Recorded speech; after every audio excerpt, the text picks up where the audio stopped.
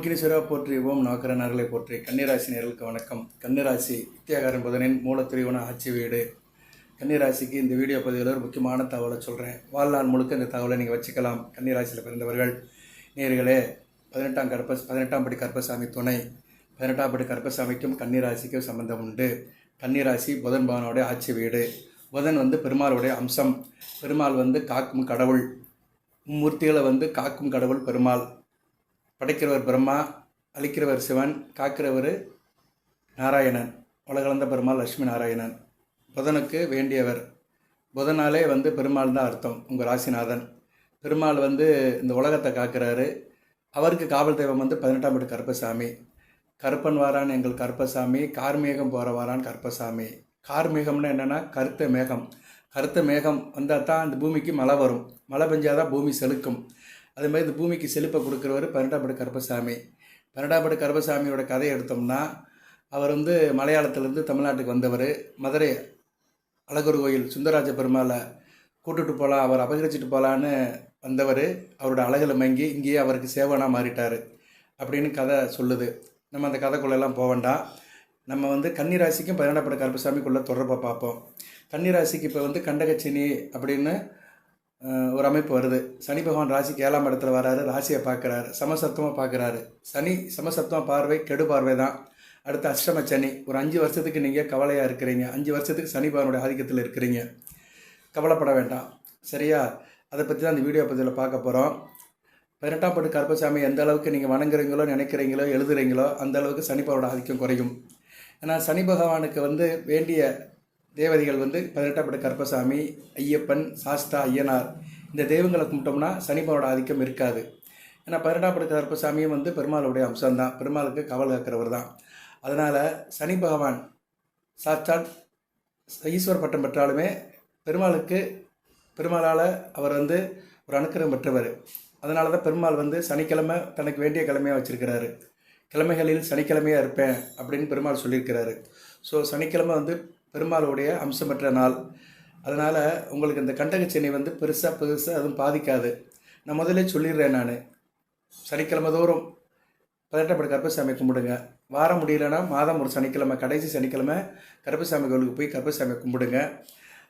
தொடர்ச்சியாக பலன்களை சொல்கிறேன். நிறைய வீடியோ போடுறேன் கன்னிராசிக்கு. போன வீடியோவில் நேரில் அப்பிராயி கூட பதில் சொல்லியிருக்கிறேன். நேரில் அப்பிராயி உங்கள் கேள்விக்கெல்லாம் பதில் நிறையா சொல்லியிருக்கிறேன். நிறைய நேரம் அப்ரிஷியேட் பண்ணியிருக்கிறீங்க. இந்த கேள்வியெல்லாம் கேளுங்க. சேனலில் மெம்பர்ஷிப் எனேபிள் பண்ணியிருக்கிறோம். அதில் நீங்கள் ஜாயின் பண்ணலாம். ஓகே நேரில். இப்போ கன்னிராசி கண்டகச்சனி அப்படின்னோம்னா, கண்டகச்சனியில் ஒரு பக்கம் இருக்கட்டும், சனி பகவானுடைய நிலைப்பாடை சொல்லுவோம். சனி பகவான் இப்போ கடைசி சுற்றில் இருக்கிறார். அதாவது எப்படின்னா, அவர் மேசத்தில் தான் ஆரம்பிப்பார். தன்னுடைய நீச வீட்டில் ஆரம்பிப்பார். காலபுருஷ சக்கரத்தின் மேசத்தில் வீட்டில் ஆரம்பித்து 12ஆம் வீடு மோட்சஸ்தானம் மீனத்தில் முடிப்பார். இப்போ மீனத்துக்கு போகிறாரு. அவர் சுற்றில் கடைசி சுற்றில் இருக்கிறாரு. ஒவ்வொரு வீட்லேயுமே ஒரு 2.5 வருஷம் இருப்பார். மேசத்தில் ஆரம்பிப்பார். நீசமாக ஆரம்பித்து மெதுவாக நடந்து அவர் மீனத்தில் முடிப்பார். மீனம் குருவின் வீடு. குருக்கிட்ட அவர் தான் கட்டுறதெல்லாம் சொல்லுவார். எந்தெந்த கட்டம், எந்தெந்த ராசியில் என்னென்னத்தை நான் பார்த்தேன், என்னென்ன தெரிஞ்சுக்கிட்டேன், எல்லாத்தையும் குருக்கிட்ட சொல்கிற இடம் தான் மீன ராசி. மீனம் ஒரு நீர் ராசி. நீர் ஒரு பிரபஞ்சத்துக்கு நீரால் தான் ஆளுது. 75% இந்த பூமியில் நீர் தான் இருக்குது. ஸோ மீன ராசியில் இருக்கிற நட்சத்திரம் ரெண்டுமே பெருமாளுக்குள்ள நட்சத்திரம் தான். ஒன்று ரேவதி, ஒன்று உத்தரட்டாதி. உத்தரட்டாதி ரேவதியும் கன்னிராசி வேண்டிய நட்சத்திரம். சனி பகவானுடைய நட்சத்திரம். அடுத்து புதனுடைய நட்சத்திரம். பூரட்டாதியும் கன்னிராசிக்கு வேண்டிய நட்சத்திரம் தான். மோசமான நட்சத்திரம்னு சொல்ல முடியாது. 4, 7 கூடிய குரு கூடிய நட்சத்திரம் தான். ஸோ நட்சத்திர பாதம்லாம் நல்லா தான் இருக்குது. அதுபோக சனி பகவான் கன்னிராசியில் இருந்துட்டு தனக்கு வேண்டிய வீடுகளை தான் பார்க்குறாரு. அவருக்கு பிடித்த வீடு ரிஷபத்தை பார்க்குறாரு 3ஆம் பார்வையில். 7ஆம் பார்வையில் கன்னி ராசியை பார்க்குறாரு, உங்கள் ராசியை பார்க்குறாரு. 10ஆம் பார்வையில் தனுசுவை பார்க்குறாரு. தனுசு குரு வீடு தான். பொதுவாக சனி பகவான் மேசம், விருச்சிகம், சிம்மம், கடகம் இந்த வீடுகளை பார்க்கும்போது தான் கொஞ்சம் கோபதாபமாக இருப்பார். மற்ற நேரத்துலலாம் கொஞ்சம் நல்ல மனநிலை தான் இருப்பார். இது வேத ஜோதிடத்தில் இருக்குது. ஏன்னா அவர் பார்வைப்படுற இடம் அவருக்கு பிடித்த இடமா இருந்ததுன்னா அந்த அளவுக்கு கெடுபலனை கொடுக்க மாட்டார். இப்போ நம்ம ஒரு ஃபங்க்ஷனுக்கு போகிறோம், அங்கே நமக்கு வேண்டியவர்கள் இருக்கிறாங்க, நம்ம உயிர் நண்பன் இருக்கானா நம்ம நல்லபடியாக இருப்போம். நமக்கு ஆகாதவன் எதிரி இருக்கான், சத்துரு இருக்கிறான்னா நம்ம அந்த இடத்துல கொஞ்சம் நல்ல மனநிலையில் இருக்க மாட்டோம். அதுபோல் தான் சனி பகவான் இப்போ பார்க்குற இடம் எல்லாமே நல்ல இடங்களாக தான் பார்க்கப்படுகிறது. அதுபோக சனி பகவான் தன்னுடைய 10ஆம் பார்வையால் குரு வீட்டையே பார்க்குறாரு. குரு வீட்டில் இருந்துக்கிட்டு குரு வீட்டையே பார்க்குறாரு. இந்த அமைப்பு சனி பகவானுக்கு தான் வரும், மற்ற எந்த கிரகத்துக்கு வராது. சரியா? குருவுக்கே வராது. அவர் தான் வீட்டில் இருந்துட்டு தான் வீட்டை அவரால் பார்க்க முடியாது. ஸோ குரு வீட்டிலே இருந்துட்டு குரு வீட்டை பார்க்குறதுனால உங்கள் ராசிக்கு 4ஆம் இடம் நல்ல வலுப்புறம். ஒன்றும் பிரச்சனை இல்லை. 4ஆம் இடத்துல பார்த்தாலுமே பெருசாக இந்த அளவுக்கு டிஸ்டர்பன்ஸ் எல்லாம் ஆகாது. ஓகே, நான் ஒன் பை ஒன்னாக வரேன். இந்த வீடியோவில் வந்து கன்னிராசிக்கு வந்து எல்லாத்துக்கும் பாதிப்பு இருக்குமான்னு சார்னா பாதிப்பு கிடையாது. சரியா? பாதிப்பு இருக்கிறவங்க 18ஆம் படி கருப்பசாமியை கும்பிடுங்க, அவர் நாமத்தை சொல்லுங்கள். பொதுவாக கன்னிராசியில் வந்து சனி பகவான் 3, 6, 11, 10 இந்த காம்பினேஷனில் இருந்தார்னா நல்ல பலன்களை கொடுப்பாரு. அது லக்கணம் ராசிக்கு 3, 6, 11 அடுத்து 10 இந்த காம்பினேஷனில் இருந்தால் நல்ல பலன்களை கொடுப்பாரு. 3, 6, 11 பார்த்துட்டோம்னா உங்கள் ராசிக்கு மிதுனத்தில் இருந்தால் நல்ல பலன்களை கொடுப்பாரு. மிதுனத்தில் இருக்கிறாருன்னு வச்சுக்கோங்களேன். நீங்கள் மிதுன லக்கணம் கன்னி ராசி, 6ஆம் இடம் விருச்சிகத்தில் இருக்கிறாருன்னா ராசிக்கு 3ஆம் இடம், லக்கணத்துக்கு 6ஆம் இடம். இந்த காம்பினேஷன் படி வரும். மிதுனம், தனுசு, மேசம், ரிஷபம், கன்னி, துலாம், கும்பம் இந்த 6 வீட்டில் இருந்தாலுமே இந்த 7 வீட்டில் இருந்தாலுமே நல்ல பலன்கள் கொடுப்பாரு. சரியா? நல்ல விதமாக பார்க்கப்படுகிறது. சரி, அதில் அந்த காம்பினேஷன் பார்ப்பார். இப்போ தனுசில் இருக்காருன்னு வச்சுக்கோங்க. தனுசில் இருக்கிறாருன்னா தனுசில் வந்து அவர் ராசிக்கு வந்து 3ஆம் இடத்துல இருக்கிறாரு. நீங்கள் கன்னி ராசினா ராசிக்கு 3ஆம் இடம், லக்கணத்துக்கு 3ஆம் இடம், ராசிக்கு 6ஆம் இடம். இப்படி காம்பினேஷன் எடுத்துக்கணும். 3, 6, 11, 10. 10ஆம் இடம் எடுத்துட்டோம்னா கடகம், சிம்மம், மகரம். இதில் வந்து 10ஆம் இடத்து ஆதிபத்தியத்தில் இருப்பார். சரியா? இப்போ உங்கள் ராசியில் இருக்கிறாரு. மகர லக்கணத்துக்கு 6ஆம் இடம் மிதுனம், ராசிக்கு மிதுனம் 10ஆம் இடம். ஸோ 6, 10 வந்துடுது. இந்த அமைப்பில் இருந்தாலும் நல்ல பலன்கள் கொடுப்பாரு. அப்புறம் யாருக்கு சார் கெடு பலன்கள் கொடுப்பாரு, யாருக்கு ஆகாது அப்படின்னு பார்த்துட்டோம்னா 2, 4, 7, 8, 12 ராசி லக்கணத்துக்கு அவர் இந்த இடத்துல இருக்கக்கூடாது. உங்கள் ஜனன ஜாதத்தை செக் பண்ணிக்கோங்க. ஜனன ஜாதத்தை லக்கணம் தெரியணுங்க. லக்கணம் தெரியாதமா நீங்கள் ஜாதகமே பார்க்க முடியாது, ராசி பலன்களே கேட்க முடியாது. சும்மா பொதுவாக வேணால் கேட்டுக்கலாம். ஆனால் உங்கள் தனிப்பட்ட வாழ்க்கைக்கு அதை வந்து பலனை கொடுக்காது. நிறைய பேர் இங்கே தான் மிஸ்டேக் பண்ணுறீங்க. அதாவது உங்கள் தனிப்பட்ட லக்கணத்தை தெரிஞ்சு வச்சுக்கோங்க. நான் நிறைய வீடியோவில் சொல்லியிருக்கிறேன், இந்த வீடியோவில் சொல்கிறேன். லக்கணம் தெரிகிறவங்க என்கிட்ட அனுப்புங்க. ஒன்று கமெண்ட் பாக்ஸில் கேளுங்க, நான் கண்டிப்பாக சொல்லுவேன். ஒன்று ஆடியோவில் சொல்லுவேன், இல்லைனா வீடியோவில் நேராக வந்து சொல்லுவேன். உங்களுக்கு வந்து பிறந்த தேதி, டைம், எந்த ஊரில் பிறந்தீங்கன்னு சொன்னீங்கன்னா கண்டிப்பாக லக்கணம் தெரிவிக்கப்படும். லக்கணம் தான் ஒரு நேருக்கு ரொம்ப முக்கியம். உங்களுக்கு ரொம்ப முக்கியம் தெரிஞ்சிருக்கணும். லக்கணத்தின்படி தான் பலன்கள் நடக்கும். அப்படி பார்க்கும்போது லக்கண ராசிக்கு 2, 4, 7, 8, 12 இருக்கக்கூடாது. இதில் 4ஆம் இடம், 7ஆம் இடத்துல இருந்தாருன்னா குடும்பத்தை பாதிப்பார், தாய்க்கு பாதிப்பார், வண்டி வாகனத்தில் பிரச்சனை இருக்கும், விவசாயத்தில் பிரச்சனை இருக்கும், தேக ஆரோக்கிய பிரச்சனை இருக்கும். 7ஆம் இடத்துல இருந்தாருன்னா தாமத திருமணம் இருக்கும், ஆனால் ஆயுள் தீர்க்கமாக இருக்கும். திருமணத்துக்கு பின்னாடி வாழ்க்கையில் நல்ல ஒரு முன்னேற்றம் இருக்கும். ஸோ 4, 7 கேந்திரத்தில் இருந்தால் கூட ஒன்றும் பெரிய பிரச்சனை இல்லை. 2, 8, 12 இருக்கக்கூடாது. அதே மாதிரி ராசிலையும் இருக்கக்கூடாது. ராசிலையும் 2ஆம் இடத்துலையும் 12ஆம் இடத்துல இருந்தாருன்னா 7 சனின்னு அர்த்தம். இப்போ நீங்கள் பிறக்கும்போது சனி பகவான் உங்கள் ராசிக்கு 2ஆம் இடம் துலாமிலையும் 12ஆம் இடம் சிம்மத்தில் இருந்தாருன்னா நீங்கள் 7 சனியில் பிறந்திருக்கீங்கன்னு அர்த்தம். அந்த அமைப்பில் இருக்கிறவங்களுக்கு இப்போ கெடுபலன்கள் நடக்கத்தான் செய்யும். சரியா? அவங்க தான் வந்து வழிபாடு அதிகப்படுத்திக்கணும். ஸோ உங்கள் ராசி லக்கணத்துக்கு சனி பகவான் 2, 4, 7, 8, 12 இருக்கிறவங்களுக்கு சிரமம் இருக்கதா செய்ய நான் இல்லைன்னு சொல்லலை. அவங்க வந்து வழிபாடு பண்ணணும். அதுபோக வந்து சனி பகவான் வந்து சில லக்கணத்துக்கு நல்ல பலன்களை கொடுப்பாரு. நீங்கள் கன்னி ராசியில் பிறந்தாலுமே துலா லக்கணம், ரிஷப லக்கணம், மிதுன லக்கணம், கன்னியா லக்கணம், மகர, கும்ப லக்கணங்களுக்கு நல்ல பலன்களை கொடுப்பாரு. மேஷம் விஷயத்துக்கு அந்தளவு நல்ல பலன்களை கொடுக்க மாட்டார். கடக சிம்மத்தில் பிறந்தவங்களுக்கு நல்ல பலன்களை கொடுக்க மாட்டார். சரியா? அதை வந்து நீங்கள் வந்து மைண்டில் வச்சுக்கோங்க. அதில் எந்த மாற்று கருத்தும் கிடையாது. சரியா? இப்போ வந்து நீங்கள் வந்து கன்னிராசி, கடக லக்கணம், சனி பகவான் சிம்மத்தில் இருந்தார்னா நல்ல பலன்களை கொடுக்க மாட்டார். லக்கணத்துக்கு 2ஆம் இடம், ராசிக்கு 12ஆம் இடம். சரியா? இதுதான் 7 சனின்னு சொல்கிறாங்க. இப்படி சம்மந்தப்பட்டவங்களுக்கு வந்து இந்த கண்டக சனி ரொம்ப கஷ்டமாக இருக்கும், ரொம்ப போட்டு தாக்கும். நான் வந்து இல்லாதெல்லாம் சொல்ல மாட்டேன், உள்ளதை தான் சொல்கிறேன். சரியா? இதை ஃபீல் பண்ணுறவங்களுக்கு தெரியும். இப்போ சனி மகாதேசி நடக்கிறவங்களுக்கு வந்து கன்னிராசி, கடக லக்கணம், 2ஆம் இடம் சிம்மத்தில் இருப்பார், ராசிக்கு வந்து 12ஆம் இடம், லக்கணத்துக்கு 2ஆம் இடம். ரொம்ப கஷ்டப்படுவாங்க. ஆமான்னு சொல்கிறவங்க கமெண்ட் பாக்ஸில் போடுங்க. சரியா? நான் கமெண்ட் பாக்ஸில் எடுத்து பதில் சொல்லுவேன் கண்டிப்பாக. ஏற்கனவே போகிற வீடியோவில் சொல்லியிருக்கிறேன், அதே மாதிரி இந்த வீடியோவில் அடுத்து வருகின்ற காலத்தில் சொல்வேன். ஏன்னா நமக்கு இயல்பு தெரியும். நிறைய ஜாதகம் பார்க்குறோம், தனிப்பட்ட முறையில் ஜாதகம் பார்க்குறதுனால என்ன இயல்புன்னு தெரியும். ஸோ இந்த அமைப்பில் இருக்கிறவங்க வழிபாடு பெருக்கிக்கோங்க. அதுபோக சனி பகவான் வந்து இப்போதைக்கு வந்து ராசிக்கு 7ஆம் இடத்துல இருந்தாலும் அடுத்து 8ஆம் இடத்துக்கு போவார். 8ஆம் இடத்துக்கு போகிறது வந்து மேசத்தில் போய் நீசம் அடைவார். அதனால் கெடுபலங்கள் அந்த அளவுக்கு இருக்காது. அஷ்டமச்சனியோட தாக்கம் அந்த அளவுக்கு இருக்காது. இந்த 2, 4, 7, 8, 12 காம்பினேஷனில் இருக்கிறவங்களுக்கு தான் பிரச்சனை இருக்கும். அதுபோக அடுத்து ரிஷப ராசிக்கு வருவார், ஒன்றும் பிரச்சனை இல்லை. அடுத்து ராசிக்கு 10ஆம் இடம் வருவார், பிரச்சனை இல்லை. 11ஆம் இடத்துக்கு வருவார், பிரச்சனை இல்லை. அப்படி பார்க்கும்போது இன்னும் வந்து உங்களுக்கு இந்த கண்டகச்சனையை சேர்த்து இன்னும் அடுத்து வருகின்ற 12 வருஷத்துக்கு எந்த பிரச்சனையும் கிடையாது. 12, 13 வருஷத்துக்கு கடகத்தை வர வரைக்கும் எந்த பிரச்சனையும் கிடையாது. இதில் இடையில குரு பார்வைக்கு வருவார். அடுத்த குரு பயிற்சியில் வந்து குரு பார்வைக்கு வருவார், நல்ல விதமாக பார்க்கப்படுகிறது. சரியா? நேரில் அதுக்கடுத்து வந்து உங்கள் ராசிக்கு வரும்போது குரு பார்வைக்கு வருவார். ஸோ கடகத்துக்கும் கன்னிக்கும் குரு அடுத்தடுத்து எதிர்காலத்தில் வரும்போது சனி பகவான் வந்து குரு பார்வைக்கு வருவார். அதுபோக அஷ்டமச்சனியில் அந்த அளவுக்கு பெருசாக தாக்கம் இருக்காது கண்டகச்சனி, அஷ்டமச்சனியில். ஏன்னா கண்டகச்சனி வந்து குரு வீட்டில் இருக்கிறாரு. அடுத்து அஷ்டமச்சனியில் வந்து நீசம் அடைஞ்சிருவார். நீசம் அடைஞ்சு அவர் இயல்பு நிலை இழந்துதான் இருப்பார். செவ்வாயோட நிலைப்பாடுக்கு ஏற்ற மாதிரி தான் இருப்பார்.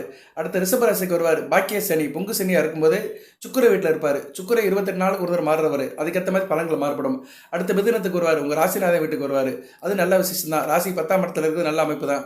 புதன் 24 நாளுக்கு ஒரு தடவை மாறுவார், அதுக்கேற்ற மாதிரி தான் பலன்கள் இருக்கும். பொதுவாக சனி பகவான் வந்து தனக்கு வீடு கொடுத்த கிரகம் எப்படி இருக்கோ அதுக்கேற்ற மாதிரி தான் பலன் கொடுப்பாரு. தனக்கு வீடு கொடுத்த கிரகம் சாரம் கொடுத்த கிரகம், அவ்வளோதான். இப்போ மீனத்தில் இருக்கிறாரு வச்சுக்கோங்க. அடுத்த இப்போ இந்த பயிற்சி கண்டக சனி வந்து மீனத்தில் தான் இருக்கிறாரு. குரு வீட்டில் இருப்பார். குரு வருஷத்துக்கு ஒரு இடத்துல இருப்பார், வருடக்கோள். அதனால அதுக்கேற்ற மாதிரி தான் பலன்கள் இருக்கும். ஸோ வாட் எவர் மேபி, மீனம் வந்து அவருக்கு நல்ல வீடு தான். ஒரு நீர் ராசி. நீர்னா என்னென்னா நாரம்னு அர்த்தம். பெருமாளுக்கு வேண்டிய இடம். நாராயணன் அப்படின்னா நீரில் இருப்பவன் அர்த்தம். அதுபோல் பெருமாளுக்கு வேண்டிய நட்சத்திரம் உத்திரட்டாதியும் இருக்குது, ரேவதியும் இருக்குது. அதனால அவர் வந்து ஒரு நல்ல நிலையில் தான் இருப்பார்.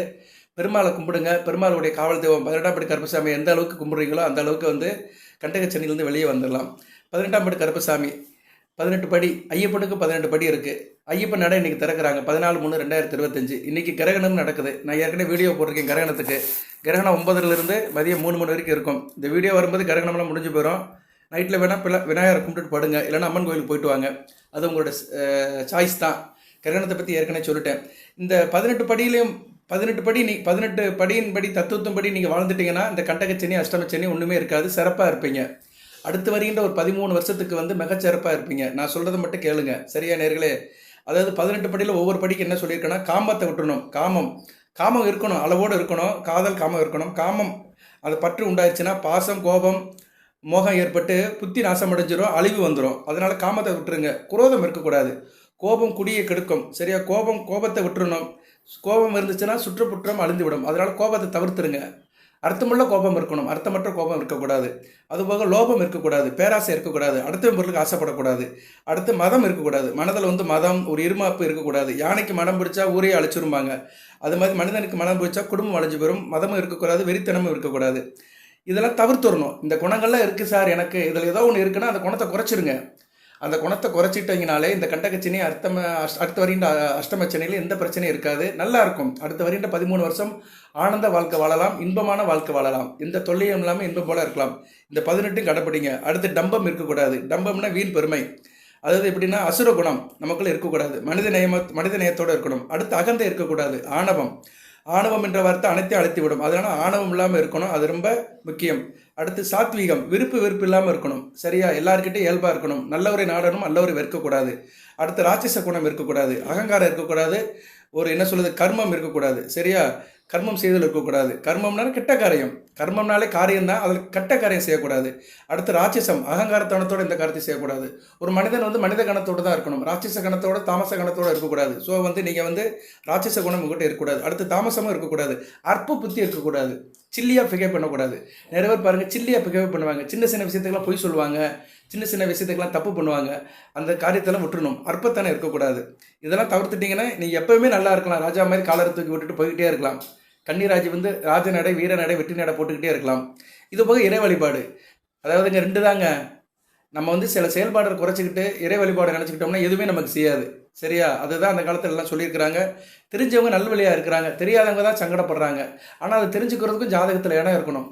ஒருத்தன் வந்து நல்வழிப்படுறான், ஆத்ம சுத்தியாக இருக்கான், ஆன்மீக மார்க்கத்தில் இருக்கான், நல்லதே நினைக்கிறான், நல்லதே செய்கிறான்னா அவனுக்கு குரு வளர்த்துருப்பார். ஆண்களுக்கு குரு வளர்த்துருப்பார், பெண்களுக்கு சுக்கரை வளர்த்துருப்பார். இந்த 2 கிரகங்களுமே நல்ல நிலைமையில் இருந்துச்சுன்னா அவங்க நல்வழிப்படுவாங்க.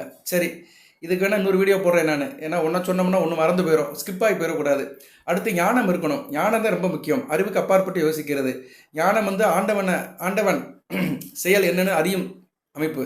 ஆண்டவன் எப்படி இருக்கிறாரு, எங்கே இருக்கிறாரு, எப்படி நம்ம செயல்பட்டால் இறைவனை அடைய முடியும், இறைநாமத்தை பெற முடியும், இறைவனுடைய சித்தியை அடைய முடியும்னு ஒரு ஞானம் நமக்கு வரணும். அடுத்து அஞ்ஞானம் இருக்கக்கூடாது. சாமியாக இருக்கா இல்லையான்னு ஆராய்ச்சி பண்ணிட்டு இருக்கக்கூடாது, சரியா? உண்மையை அறிய முடிவு எடுக்கக்கூடாது, சரியா? இறைவன் ஒருத்தர் இருக்கார் நம்பணும், சரியா? நம்பிக்கை தான் நடராஜன்.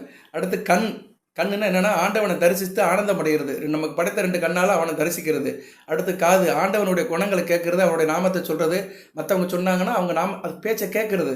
இப்போ நான் வீடியோவில் சொல்கிறேன்னா என் பேச்சை கேட்கறது. இது மாதிரி நல்ல வார்த்தையில் கேட்கறது. ஒரு மனிதன் வந்து நல்வழிப்படணும்னா நல்லதை பார்ப்பான், நல்லதை கேட்பான். கண் இல்லாமல் இருந்தாலும் கேட்கலாம். அடுத்து கண் இருக்கிறவன் பார்ப்பான். அடுத்து வாய் இருக்கிறவன் பேசுவான், நல்லதே பேசுவான். நல்லதே கேளு, நல்லதே பாரு, நல்லதே பேசு, நல்லதே நடக்கும். அடுத்து வந்து மூக்கு, அடுத்து காது, ஆண்டவனுடைய நாமத்தை கேட்கறது, நாமம் சொல்கிறவங்கள பார்க்கறது கேட்கறது. அடுத்து மூக்கு, ஆண்டவன் சன்னிதானத்தில் அந்த நறுமணத்தை உணர்றது, இறைவனுடைய சுவாசத்தை அணைக்கிறது. அதாவது அந்த பக்தி பரவசம் இருக்குது பார்த்தீங்களா, அதை வந்து தன்வசப்படுத்திக்கிறது. அடுத்து நாக்கு, புலால் உண்ணக்கூடாது. புலால் எல்லா நேரமும் உண்ணாமல் இருக்க முடியாது. சனிக்கிழமை தவிர்த்துருங்க. சரியா? சனிக்கிழமை தவிர்த்துருங்க. சார் நான் 18ஆம் படி கருப்பசாமி கும்பிட்றேன் சார், எங்கள் சாமி நான்வெஜ்லாம் சாப்பிடும் சார், அப்படி இப்படி சொல்கிறவங்க சாப்பிடுங்க. இயல்பாக இருக்கிறவங்க சனிக்கிழமை தவிர்த்துட்டிங்கன்னா ரொம்ப நல்லது. அடுத்து வாய், கடை சொல் பேசக்கூடாது. அடுத்து மெய்னா நீங்கள் தான். சரியா? இரு கையிலால் இறைவனை கும்பிடணும். மனமுகிழ்ந்து கும்பிடணும், நெஞ்சுருகி கும்பிடணும், மனமுருகி கும்பிடணும். கடவுள் நம்மக்கிட்ட கேட்குறதெல்லாம் என்னென்னா ஒரு சொட்டு கண்ணீர் தான் கேட்குறாரு, வேறு எதுவும் கேட்கல. சரியா? நம்ம ஊனுருகி உளமுருகி ஒரு சொட்டு கண்ணீரை விட்டோன்னு வச்சுக்கோங்களேன், உடனே அந்த தெய்வம், கைவிடுத்த தெய்வம் ஓடி வரும். அந்த 18ஆம் படி கருப்பசாமி 18 படியிலேருந்து இறங்கி வந்து உங்களுக்கு வந்து தோளோடு தோல் நிற்பார், கை கொடுப்பார், அனைத்து கவலையும் தீர்ப்பார். நல்ல விதமாக பார்க்கப்படுகிறதுங்க. அதனால் எந்த பிரச்சனையும் இல்லை. இந்த 18 கடைப்பிடிங்க. இந்த பொன்படி 18 பேர் விட்டிருக்கும். இல்லாத வீரன், வீரமணிகண்டன், காசி ராமேஸ்வரம், அடைக்காலம், சாமி ஐயப்பருடைய அனுக்கிரம் கிடைக்கும். ஐயப்பன் கோயிலுக்கு போக முடியாதவங்க ஐயனார் கோயிலுக்கு போங்க. ஐயப்பன் கோயிலுக்கு வந்து பெண்கள் மேக்ஸிமம் போக முடியாது. அது மலையாளத்தில், கேரளாவில் இருக்குது. உள்ளூரில் ஐயப்பன் கோயில் இருக்காங்க, போகலாம். நீங்கள் சனிக்கிழமை போகலாம். ஐயனாரையோ சாஸ்தாவையோ 18ஆம் படி கருப்பசாமியோ ஐயப்பனோ சனிக்கிழமை போங்க. போகும்போது கருப்பு கயிறு வாங்கிட்டு போங்க. அதாவது ஆல்ரெடி கருப்பு கயிறு கட்டிக்கிறவங்க பிரச்சனை இல்லை, கட்டிக்கோங்க. இந்த கண்டகச்சனி, அஷ்டமச்சனியில் கையில் கருப்பு இருக்கணும். சரியா? கருப்பு கயிறு கிடக்கும். அதுபோல் சனி தசை நடக்கிறவங்களும் கட்டிக்கணும். சனி மகா திசை நடக்கும் 3 நட்சத்திரத்தில் பிறந்தவங்களுக்கும். உத்திரை, அஸ்தம், சித்திரையில் நடக்கிறவங்களுக்கு ஒரு குறிப்பிட்ட வயதில் சனி மகா திசை 19 வருஷம் நடக்கும். அவங்களும் கயிறு கட்டிக்கணும். ஆணாக இருந்தாலும் சரி, பெண்ணாக இருந்தாலும் சரி, கருப்பு கயிறு உடம்புல இருக்கணும். நிறைய பேர் இடுப்பிலே கயிறு கட்ட மாட்டேங்கிறாங்க. ஆம்பளை ஆளு அரங்கான் கயிறு கட்டணுங்க. அரங்கான் கயிறு வந்து ஆண் கட்டணும். பெண்களும் கருப்பு கயிறு உடம்புல இருக்கணும். கருப்புன்னு ஒன்று உடம்புல இருக்கணும். அப்போ தான் காற்று கருப்பு அத்துக்காது. சரியா? அதுபோக ராசிக்கு வந்து சனி பகவான் பார்வை இருக்கனால திருஷ்டி இருக்குது. இதுக்கு நான் ஒரு வீடியோ வேறு போட்டிருக்கிறேன். சரியா? அதனால் நீங்கள் வந்து கையில் கருப்பு கயிறு கட்டுங்க. கருப்பு கயிறு வாங்கிட்டு கொண்டு போய் 18ஆம் படி கருப்பசாமி கோயிலில் பூசாரிட்டு கொடுங்க. அவர் மந்திரிச்சு கொடுப்பாரு. எலுமிச்சம்பழத்தை வாங்கிட்டு போனாலும் மந்திரிச்சு கொடுப்பாரு. வீட்டில் ஒரு எலுமிச்சம்பழம் எப்பயுமே இருக்கிறது நல்லது. காற்று கருப்பு அண்டாது, எந்த பிரச்சனையும் வராது. சரியா? அந்த பில்லி, சூனியம், செய்வன, ஏவல் எதுவுமே நம்மக்கிட்ட அண்டாது. எதுவுமே ஓடி போயிடும். நம்மளை கண்டா இடி விழுந்த மாதிரி ஓடி போகிறோம், கிட்ட வராது.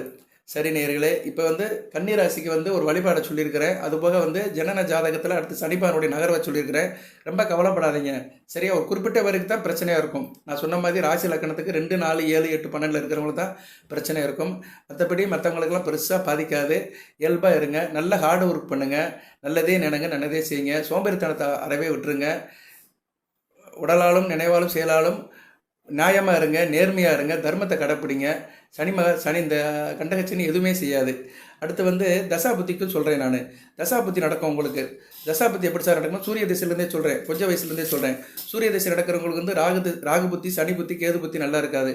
அதேமாதிரி சந்திர தசை நடக்கிறவங்களுக்கு ராகு புத்தி, சனி புத்தி, கேது புத்தி நல்லா இருக்காது.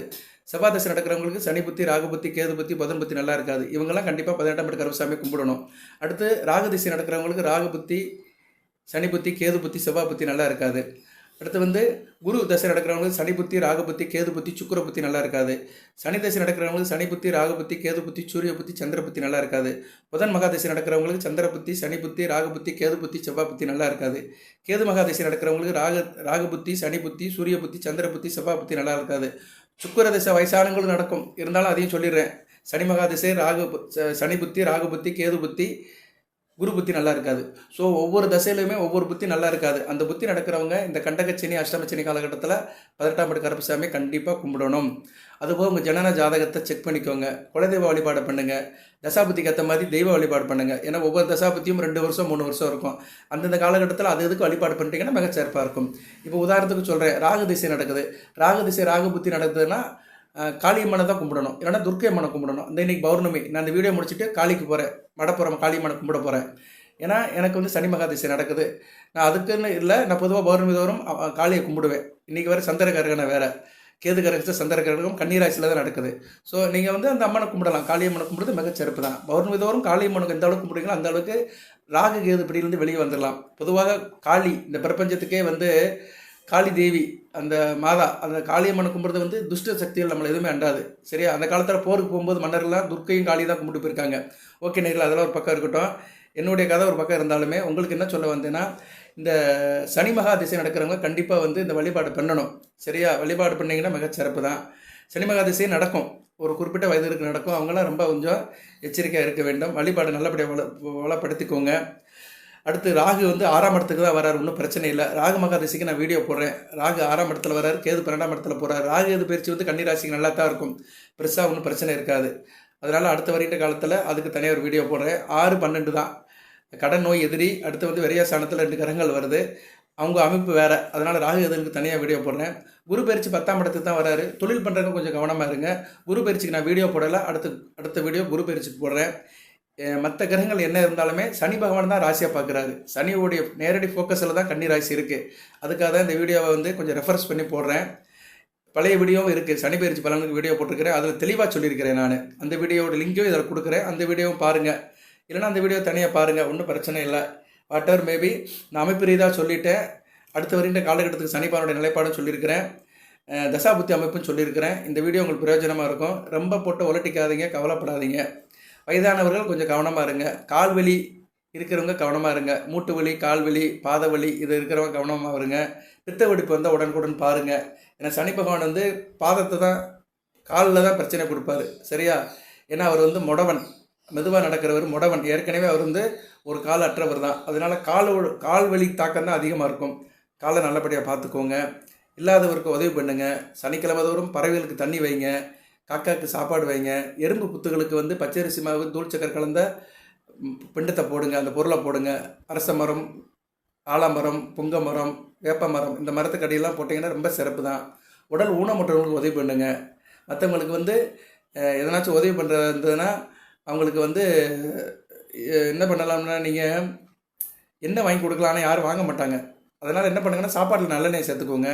ஆண்கள் சனிக்கிழமை எண்ணெய் தேய்ச்சி குளிங்க, பெண்கள் வந்து வெள்ளிக்கிழமை எண்ணெய் தேய்ச்சி குளிங்க. ஆண்கள் 2 நாள், சனி புதன், பெண்களுக்கு வெள்ளி ஞாயிறு. அன்றைக்கெல்லாம் வந்து எண்ணெய் தேய்ச்சி குளிச்சிங்கன்னா உடம்புக்கு நல்லது, உடம்பு உஷ்ணமும் குறையும், நல்லது, சரியா? அந்த சனிபானுடைய அந்த பீடை அகலும். அந்த தீட்டு பீடை எதனாச்சும் உடம்புல இருந்துச்சுன்னா சரியாக போயிடும். இப்போ இன்றைக்கி நிறைய பேர் தலைக்கு எண்ணெயே வைக்க மாட்டேங்கிறாங்கய்யா, ரொம்ப சங்கடமாக இருக்குது. என்னென்னமோ கிரீமை தடவுறாங்க, எனக்கு ஹேர் ஆயிலை தடுறாங்க, அது ட்ரையாக போயிடுது. தலைக்கு வந்து தேங்காய் எண்ணெயோ நல்லெண்ணெயோ வைக்கணும், சரியா? ஏதோ ஒரு எண்ணெய் படணும். தேங்காய் எண்ணெய் வைக்கிறது நல்லதான், சரியா? எண்ணெயிலேயே வந்து சனிப்பாவோட ஆதிக்கம் தான், எண்ணெயே வந்து சனிப்பாவோட ஆதிக்கம் தான். அதனால் தலைக்கு தினமும் எண்ணெய் வைக்கணும், ஏதோ ஒரு எண்ணெய், தேங்காய் எண்ணெய் அல்லது நல்லெண்ணெய் வைக்கணும். தலைக்கு தேய்க்கணும், உடம்புக்கு நல்லது, மனதுக்கு நல்லது. எண்ணெய் தேய்க்கிற பழத்தை வளர்த்துக்கோங்க, சரியா? இப்படி நிறைய இருக்குது. எண்ணெய் தேய்ச்சி சீக்கா போட்டு குளிங்க. ஷாம்புலாம் போடுங்க, வேண்டாம் சொல்லலை. நான் சொன்ன கிழமையில் வந்து அந்த எண்ணெய் முழுக்க எடுத்திங்கன்னா ரொம்ப நல்லாயிருக்கும். அடுத்த வரையும் 5 வருஷத்துக்கு மிகச்சிறப்பாக பார்க்கப்படுகிறது. சின்ன சின்ன காரியம் நம்ம வீட்டில் இருந்தாங்க இருக்குது, நம்ம அதை செஞ்சுட்டாலே நமக்கு எந்த பிரச்சனையும் கிடையாது. நிறைய பேர் அது தெரியாமல் ஏதாவது ஒன்று செஞ்சுக்கிட்டு ஆஸ்பத்திரி கூட்டிகிட்டு டாக்டர் என்ன சொல்கிறானோ அதை கேட்குறது. ஓகே, எல்லாம் நன்மைக்கு தான். நல்லதே நினைப்போம், நல்லதே நடக்கட்டும். 18ஆம் படி கற்பனுடைய அருள் கிடைக்கட்டும் கன்னிராசிக்கு, சரியா நேர்களே?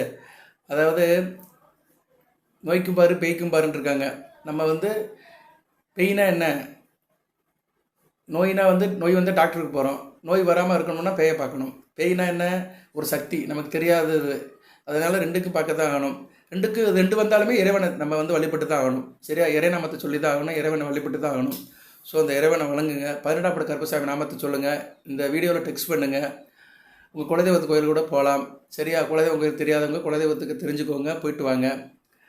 இந்த அளவுக்கு நீங்கள் உங்கள் தெய்வம், இஷ்ட தெய்வம், குலதெய்வம், காவல் தெய்வத்தை வழிபடுறீங்களோ அந்த அளவுக்கு நல்லாயிருக்கும். 18ஆம் படி கருப்பசாமி ஒரு காவல் தெய்வம், சரியா? பெருமாளையும் காக்கிறாரு, நம்மளையும் காப்பார்.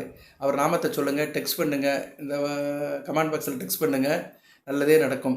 கன்னிராசினியர்கள் கவலைப்பட வேண்டாம். அடுத்து வருகின்ற ஒரு 12 வருடம், சரியா? சனி பகவான் மீனம், மேசம், ரிஷபம், மிதுனம், கடகம் வர்ற வரைக்கும் 5, 12, 5, 2, 10, 2, 2, 12 வருஷம், 12 வருஷம்னு வச்சுக்கிறோம். 12 வருஷத்துக்கு எந்த பிரச்சனையும் இல்லை. இந்த 12 வருஷத்தில் ஒரு 4 வருஷம் தான் கொஞ்சம் கஷ்டமாக இருக்கும், சரியா? அதுவும் கன்னி ராசியில் அவர் வந்து கன்னி ராசிக்கு மீனத்தில் உத்திரட்டாதி 2ஆம் பாதம் 3ஆம் பாதம், ரேவதி 2ஆம் பாதம் 3ஆம் பாதத்தில் போகும்போது தான் கஷ்டப்படுத்துவார். அது வந்து கிட்டத்தட்ட ஒரு வருஷம், அதாவது ஒரு பட்சத்திர பாதத்தில் 3 மாதம் 13 நாள் இருப்பார். ஸோ 4 நட்சத்திர பாதம், 4 12, 4 48, 1.5 மாதம், 13 மாதம் தான் கஷ்டமாக இருக்கும். உங்களுக்கு கண்டகச்சனியாக இருந்தாலுமே 13 மாதம் தான் கஷ்டப்படுத்துவார். அதே மாதிரி தான் அஷ்டமச்சனியில் 13 மாதம் தான் கஷ்டப்படுத்துவார். ஸோ 13, 27, 27னா 2 வருடம் 3 மாதம். ஸோ 5 வருடத்தில் இந்த கண்டகச்சனி அஷ்டமச்சனியில் 2 வருடம் 3 மாதம் தான் வந்து அவர் கஷ்டப்படுத்துவார். அது யார் கஷ்டப்படுத்துவார்னா, ஜனன ஜாதகத்தில் ராசி லக்கணத்துக்கு சனி பகவான் 2, 4, 7, 8, 12 இருக்காங்களோ அவங்கள கஷ்டப்படுத்துவார். அவங்க தான் அந்த 18ஆம் படி கருப்பசாமியை விடாமல் கும்பிடணும். அவர் பாதத்தை பிடிச்சிக்கோங்க, 18ஆம் படி கருப்பசாமி பாதத்தை பிடிச்சிக்கோங்க. அந்த கருப்பை உங்களை காப்பாற்றுவார். சரியா? அந்த கருப்பை வருவார், உங்களை காப்பாற்றுவார். எல்லாமல் இறைவன் கன்னிராசினியர்களுக்கு சில சௌபாகியத்தையும் சில ஐஸ்வர்யத்தையும் சில நன்மையை கொடுப்பார். அனைத்து வளங்கள் நலங்களை பெற்று தேக ஆரோக்கியத்துடன் தீர்க்காயுடன் நீடோடி வாழ்க்கை நிறைந்த வளம் பெறுக. நன்றி நேயர்களே.